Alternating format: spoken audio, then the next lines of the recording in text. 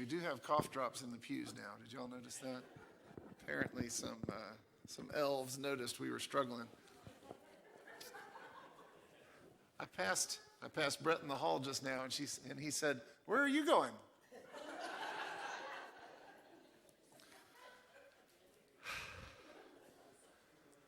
So I don't know if your childhood was like mine, but I don't really remember much of the academic stuff, but I remember a lot about the playground.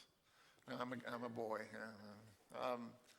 Kickball particularly, up through third grade, basically your ability at kickball was your social standing. That's when I was at my peak, by the way. As long as that was all I had to do, I was in great shape.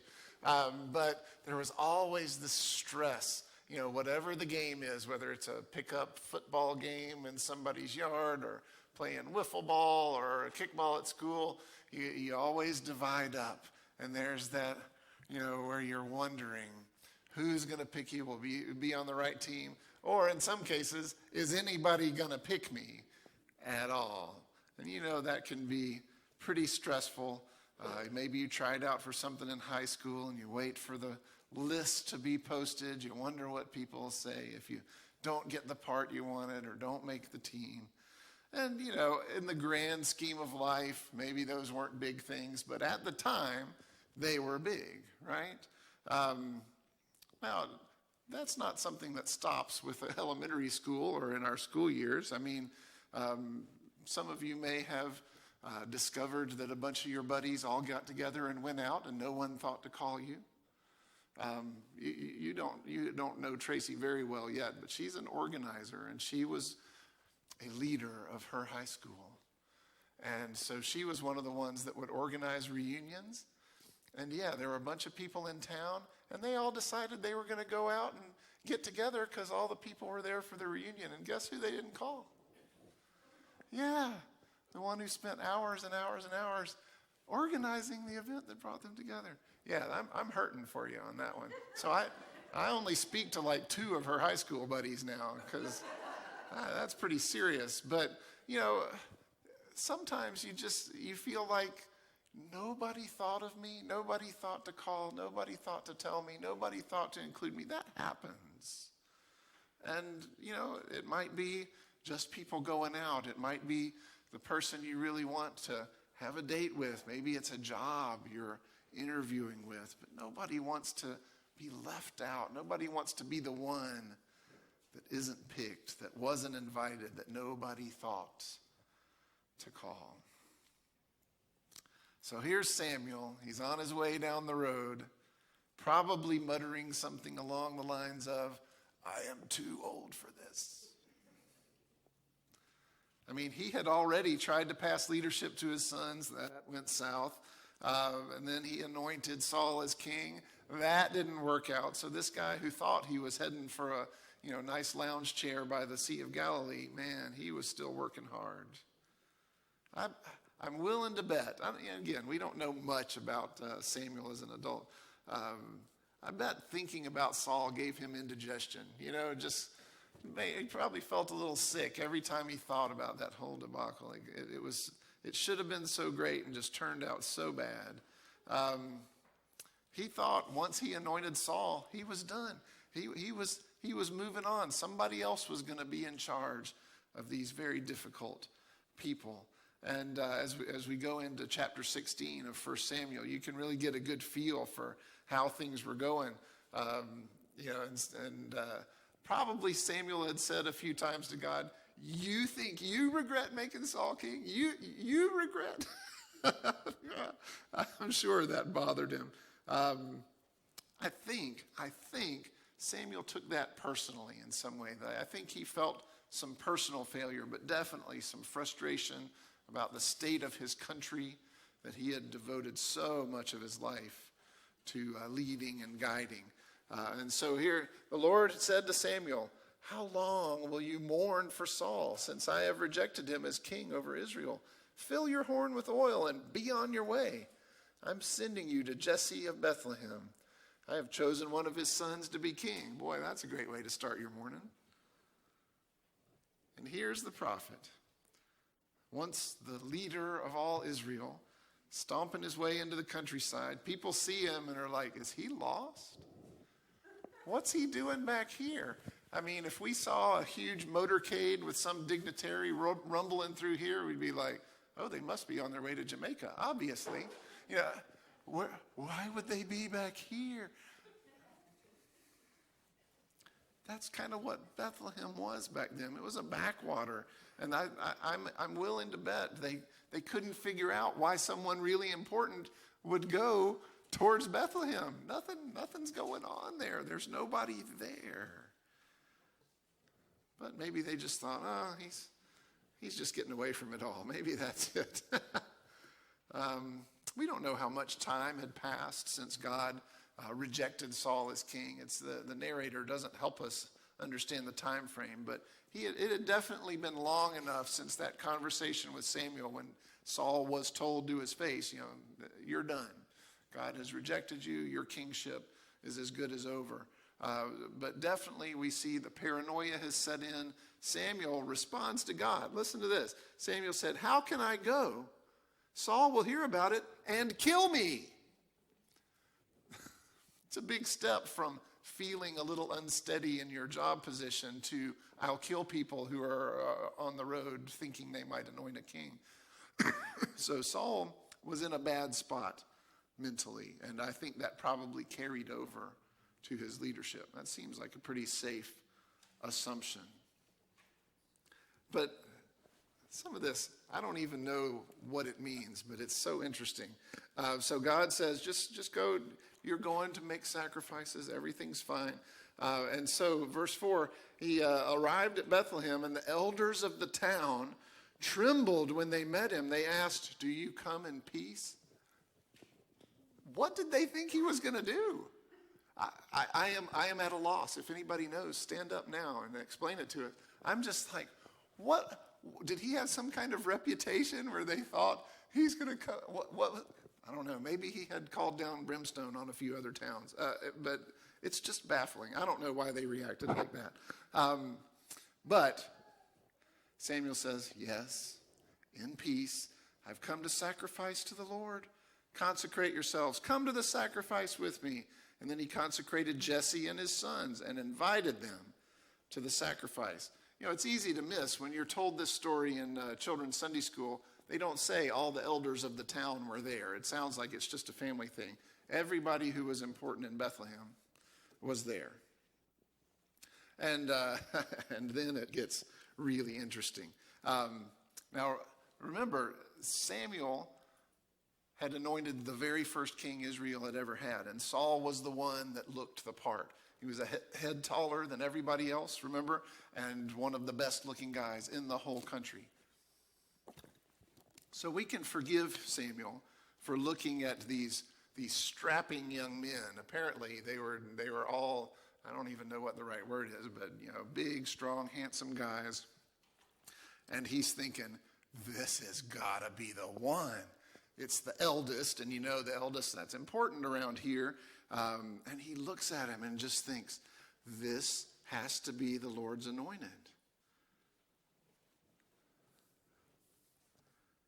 But the Lord said to Samuel, do not consider his appearance or his height, for I have rejected him.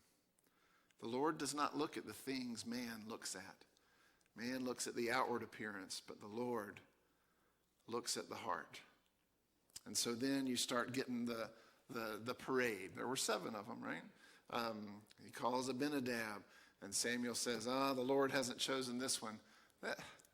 I'm trying to feel for these guys because they're walking in thinking one of us is going to be the king, and I am better looking than he is. And then, the prophet looking at him in the eyes and saying, no, God's rejected this one.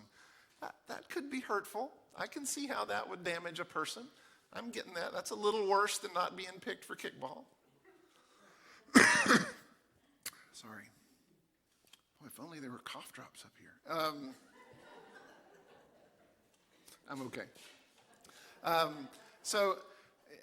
And remember, these were probably the guys that they said, well, you guys pick the teams. They were the studs. So they were not used to not being picked. I'm willing to bet it. And no one ever left Eliab out of anything because he was the one you wanted to be at the center. But God didn't pick him, or the next one, or the next one.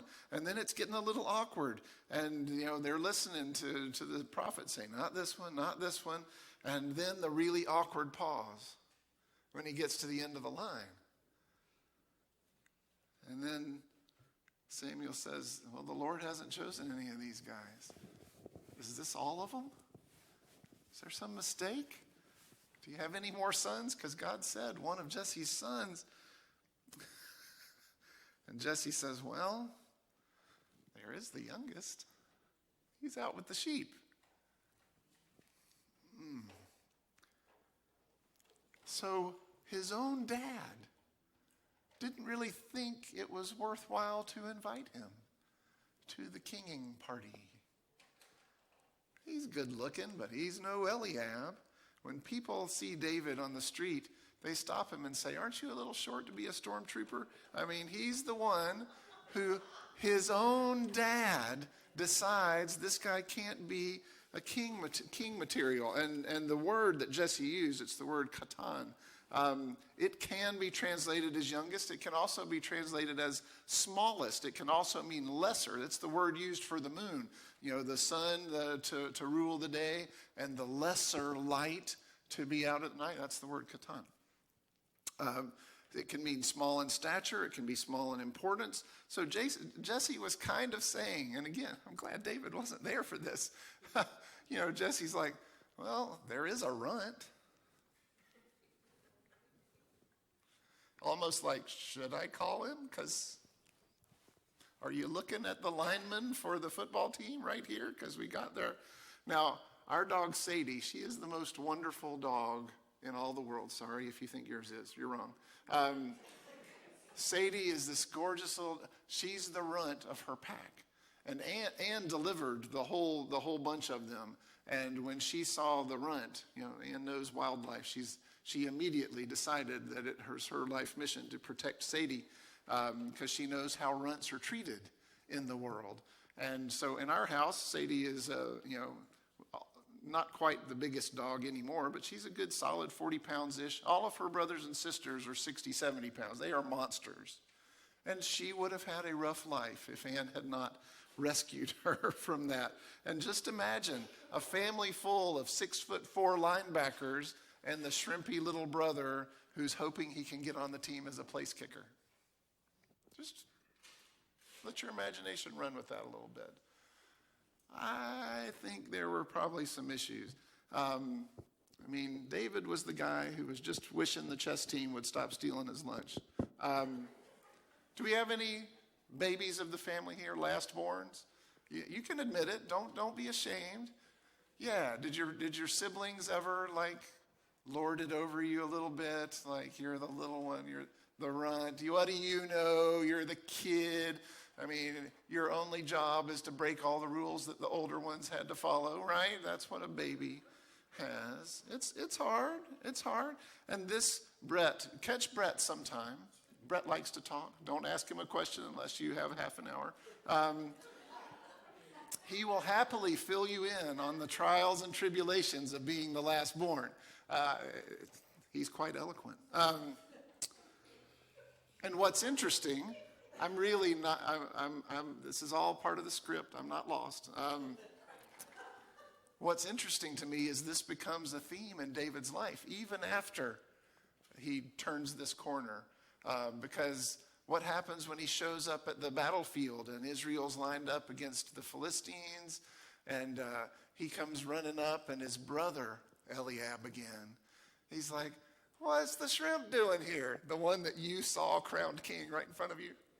He's a little bitter, I'm just guessing. But he's like, what's the run? He's like, you just came here to tell us what we're doing wrong and enjoy watching the big boys fight. He's like trying to send David home. And then David walks out onto the battlefield to face Goliath, and Goliath is offended that they're sending children out to fight him. And then, when he was king, David danced before the Lord as celebration over the moving of the Ark of the Covenant he did what his heart told him to do and forgot his good Baptist upbringing that said never stand up or dance or yell. He forgot all of it. And his own wife despised him because he wasn't acting kingly. He wasn't putting on the right appearance. Oh man, this was just something that happened over and over. But fortunately, that was all human stuff. That was human thinking. God saw straight to the heart of the matter, and that's what's important. And so Samuel, when he says, oh, there's one more, Samuel's like, this could be it. And all of a sudden, the guy who never gets called to come to the party was the party. He's like, nobody sit down until this guy's here. And we're talking his brothers and all the elders. So he's like, we're not even, starting dinner until this guy has walked into the room. And oh, to hear the thoughts of those brothers as they're standing there waiting on the shrimp. Oh, man. So he sent for him and had him brought in. He was glowing with health. I remember that being rendered ruddy when I read it as a kid. Maybe that's the King James. So flush. So maybe he had kind of the red flush. I've known people that looked like that. But a healthy, strapping guy just happened to be short maybe. Good looking. He walks in, and the Lord said, rise and anoint him. This is the one. And you can kind of hear, if this was a movie, the orchestra is swelling, and it goes into slow motion. That is a big moment. And Samuel took the horn of oil and anointed him in the presence of his brothers, the ones who thought they were the ones with the right stuff, who made fun of him, and are like, how come all the height in our family skipped you? Who said, David, go take care of the sheep. We got big boy stuff to do. Those guys had to watch. And from that day on, the Spirit of the Lord came powerfully on David. And we can't really overemphasize the importance of God's selection. He was looking for the right heart, while everyone else was looking for someone who looked the part, who had the right skills, the right gravitas, the right whatever. And we do the same kind of thing. We start looking for the right build, the right outfit, the right face, the right demeanor, skill set, voice, battle skills, educational background, financial stability. All those things that we think are important. And God looks right past them. David happened to be a healthy, handsome boy, but would it have mattered if he had been pale and sickly? If God saw a heart that he could use, God saw a heart that he could use. I don't think it would have mattered if David had hopped in on one leg. He was the guy. All God needs is a heart he can work with. And just remember, so we're roughly 1,000 years before Jesus arrives. Israel is disjointed. They're corrupt. They finally had a king to organize them, and he goes south. God leaves him, and he is a negative rather than a positive, just to say the least. And their enemies are just so powerful. They seem so overwhelmed. Here's the Philistines with their mighty chariots, and here's Israel with their farming tools they've sharpened up. I mean, it was that kind of matchup. And so Saul's feeling the absence of God's Spirit. The nation is feeling the absence of God's Spirit. And David is the instrument that God's going to use to bring that back. And he becomes a man of legend, for real. 66 chapters in the Bible devoted to David's story. Second only to... Oh, I'm really upset right now.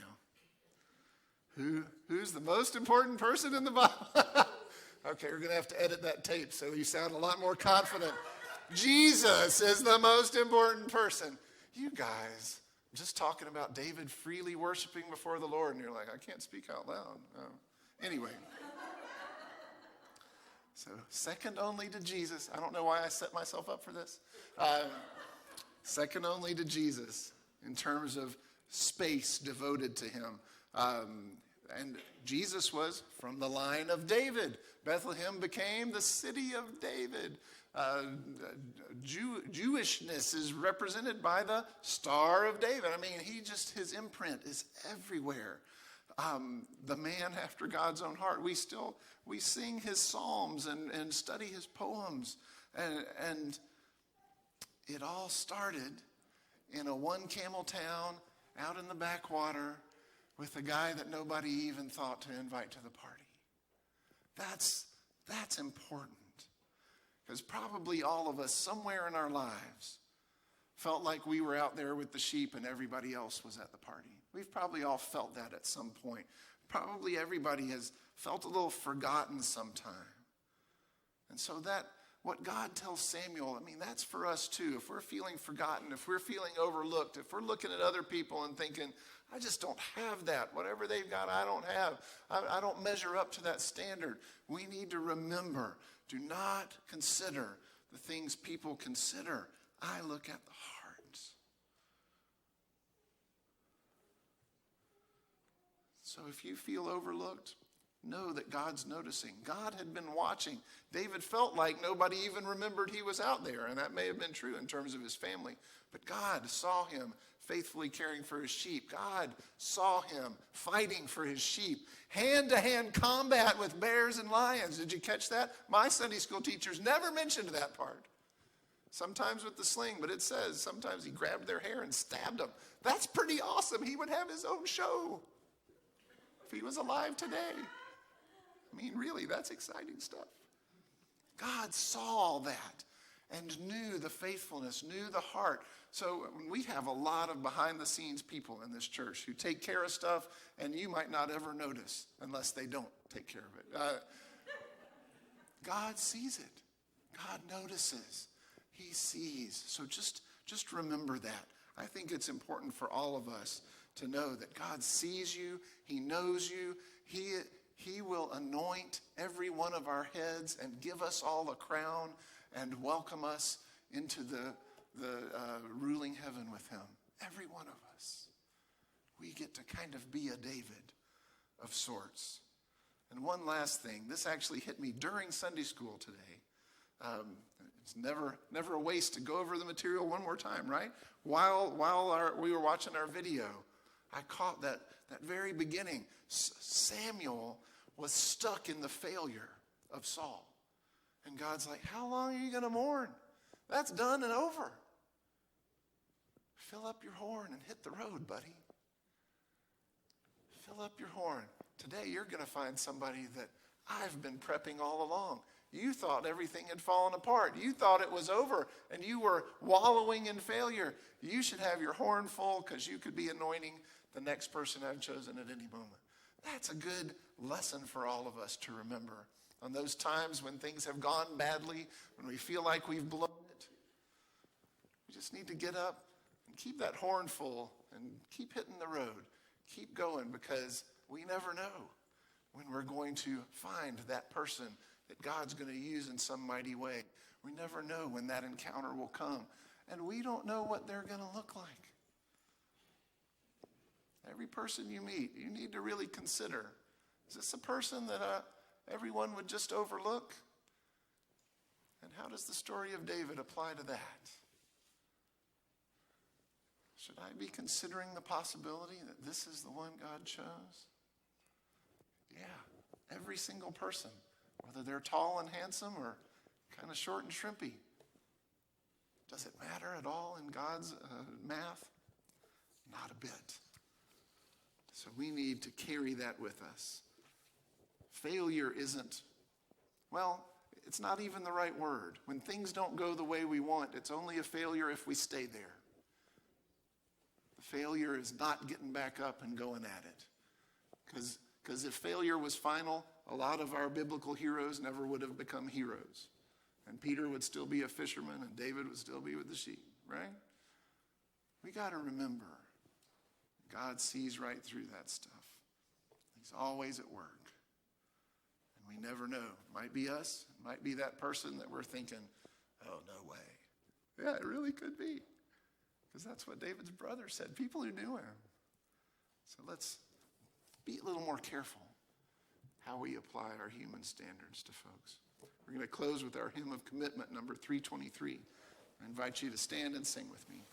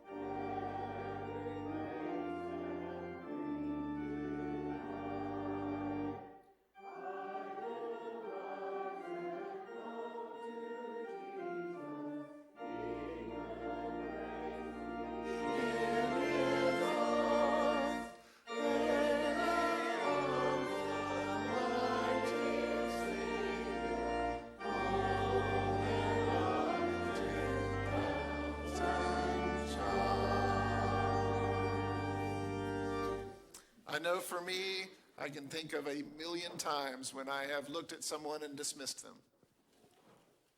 Hopefully that's just me. But that's a very human thing. We size people up, we decide what they're worth, just on what we can see, right?